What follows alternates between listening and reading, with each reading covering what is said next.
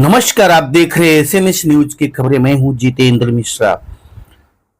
थाने में विधानसभा का चुनाव 2024 निर्वाचन क्षेत्र थाने में 18 विधानसभा में चुनाव होने वाला है, जो कि निर्वाचन अधिकारी श्री अशोक सिंगारे ने पत्रकार परिषद में यह जानकारी दी। एसएमएस न्यूज चैनल को सब्सक्राइब करें और लाइक करें। निर्वाचन का ऐलान किया है। ये नोटिफिकेशन के तहत महाराष्ट्र में 22 नवंबर से 29 नवंबर तक नॉमिनेशन की प्रक्रिया पूरी की जाएगी। Last day of filing nomination will be 29 अक्टूबर को होगा। स्क्रूटनी 30 अक्टूबर को होगी। समीक्षा जिसे बोलते हैं वो।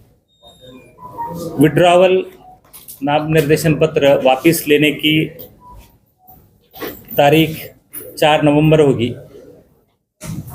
मतदान का दिन 20 नवंबर 2024 बुधवार होगा और काउंटिंग 23 नवंबर 2024 को होने वाली है।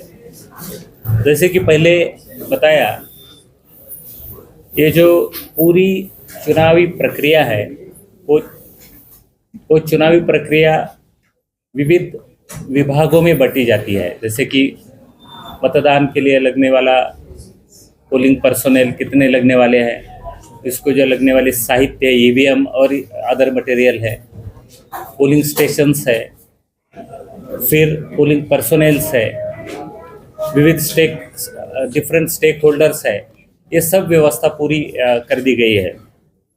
जिले में मतदार संख्या जो है वो 71,55,728 इतने मतदार हैं। उसमें से 38,13,264 इतने पुरुष है, जेंट्स है, और 33,41,070 इतने स्त्री मतदाता है, और ट्रांसजेंडर 1,394 संख्या भी जिले में काफ़ी है। 57,209 है। आपने जो सवाल पूछा था कि उनकी वोटिंग की क्या सुविधा है, उनके लिए Bharat election commission of India ने होम वोटिंग की सुविधा प्रदान की है, और उसका जो भी गाइडलाइंस है उसके हिसाब से सारे पॉलिटिकल पार्टीज़ को कम्युनिकेट करके हर एक निर्वाचन अधिकारी इसके बारे में ज़रूर काम करेगा। जेंडर रेशो ज़िले में बड़ा है, 876 तक पहुंचा है। इसका मतलब यही है कि विमेन वोटर का एनरोलमेंट बढ़ाने में हम सक्सेसफुल रहे हैं। सर्विस वोटर और दिव्यांग वोटर की संख्या भी बढ़ी है। खास तौर पे मुझे ये बताना है कि 18-19 वाले जो पहली बार मतदान करने वाले हैं उनकी संख्या में भी काफ़ी बढ़ोतरी हुई है। 1,65,597 इतने फर्स्ट टाइम वोटर्स एनरोल किए गए हैं। जिले में एक टोटल कुल मिला के 6,894 मतदान केंद्र हैं स्थापित किए गए हैं। ये सारे मतदान केंद्र विविध जो डिफरेंट असेंबलीज कंस्टिट्यूएंसीज है, 18 असेंबली कंस्टिट्यूएंसीज में स्थापित किए गए हैं, जो 2268 पोलिंग स्टेशन लोकेशन पे है। एक खास तौर पे ये मुझे कहना है कि इस बार इलेक्शन कमीशन ऑफ इंडिया ने कुछ विशेष रियायत दी थी कि जहाँ पे अर्बन अपैथी है वहाँ पे और हाई राइज बिल्डिंग्स है वहाँ पे वो हाई राइज बिल्डिंग में भी पोलिंग स्टेशन सेटअप किए जाए। इस डायरेक्टिव के तहत हमने 337 पोलिंग स्टेशन हमने हाई राइज बिल्डिंग्स में या कोऑपरेटिव हाउसिंग सोसाइटी में स्थापित किए हैं। स्लम पॉकेट्स में या क्लस्टर्स में 252 पोलिंग स्टेशन भी हमने सेटअप किए हैं। जो ऑल वुमेन पोलिंग स्टेशन है, यंग पोलिंग स्टेशन है, PWD द्वारा जो स्थापित किए जाने वाले पोलिंग स्टेशन है, वो हर असेंबली सेगमेंट में एक एक हम स्थापित करेंगे। ईवीएम और वीवीपैट के बारे में ये मुझे बताना है कि 1 अगस्त से 29 अगस्त तक FLC की कराई गई है, और FLC में सफिशिएंट नंबर ऑफ EVMs हमें प्राप्त है। हमारे वो तुर्भे का जो गोडाउन है वहाँ पे वो स्टोर किए गए हैं। अभी फर्स्ट रैंडमाइजेशन के तहत उनको असेंबली सेगमेंट तक, निर्वाचन क्षेत्रों तक पहुंचाया जाएगा।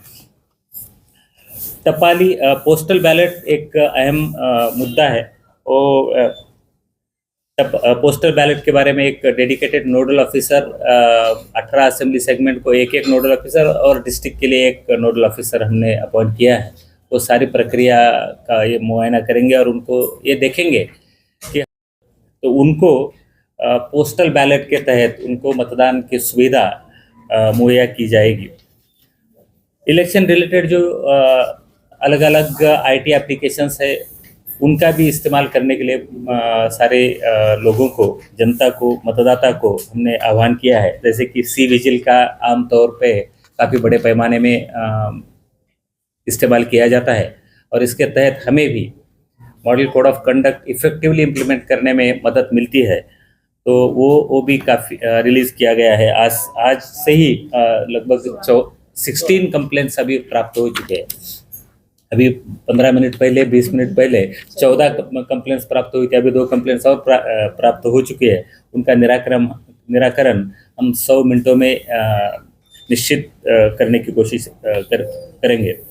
इलेक्शन सीजर मैनेजमेंट सिस्टम ये एक ऐप है और उसके द्वारा जो मतदाता को प्रभावित करने के लिए जो इस्तेमाल किया जाने वाला कैश डिस्ट्रीब्यूशन है, लीकर डिस्ट्रीब्यूशन है, या फिर नारकोटिक्स का या अम्लीय पदार्थों का जो प्रलोभन दिया जाता है या फिर फ्रीबीज का प्रलोभन दिया जाता है, उससे भी निराकरण करने के लिए ESMS का एप्लीकेशन हम यूज़ करने वाले हैं। सारे एनफोर्समेंट एजेंसीज की मीटिंग एक ले चुके हैं, फिर एक और मीटिंग हमने उनकी आयोजित की है। जैसे कि एनफोर्समेंट डायरेक्टरेट है, ED है, इनकम टैक्स है, फिर और एक्साइज है, GST है। ये सारे डिपार्टमेंट की मीटिंग लेके, पोस्टल डिपार्टमेंट भी है, रेलवे पुलिस है, इन सब की मीटिंग लेके हम काम करने वाले हैं। आमतौर पे ज़िले में काफ़ी फ्री एंड फेयर तरीके का इन्वायरमेंट है और हमारी ये कोशिश रहेगी, मेरी और मेरे सारे सहकारियों की ये कोशिश रहेगी कि लेवल प्लेइंग फील्ड किसी हाल में हम मुहैया करेंगे सारे पॉलिटिकल पार्टी के लिए और फ्री एंड फेयर इलेक्शन हम जिले में कंडक्ट करवाएं। Thank you. कितने कर्मचारी और अधिकारी होंगे? जो लगभग 35,000 कर्मचारियों की हमें रिक्वायरमेंट है और हमारे पास सारे अवेलेबल है, उतने अवेलेबल है। उनको हम विविध उनको जो ड्यूटी देते हैं उसके तहत उनको डिस्ट्रीब्यूट करेंगे और पोलिंग पर्सनल के बारे में कोई भी दिक्कत नहीं है। वोटरों से क्या कहना चाहेंगे? वोटरों को इतना ही कहना चाहेंगे कि अपना नाम किस मतदाता सूची में शामिल है उसका सर्च और उसकी इंफॉर्मेशन आप पहले से ही लेके रखें।